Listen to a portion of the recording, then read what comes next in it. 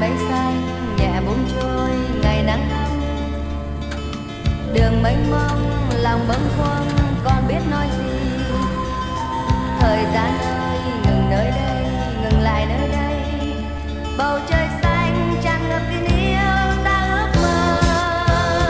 Tay cầm tay cùng đi, mình cùng đi kiếm tương lai, với áo xanh ai bạc màu còn hằn in bao vết thời gian sâu.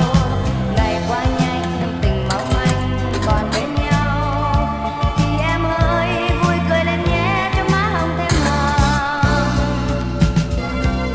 Làn mây xanh nhẹ buông trôi ngày nắng ấm, đường mênh mông lòng bâng khuâng con biết nói gì. Thời gian ơi ngừng nơi đây, ngừng lại nơi đây, bầu trời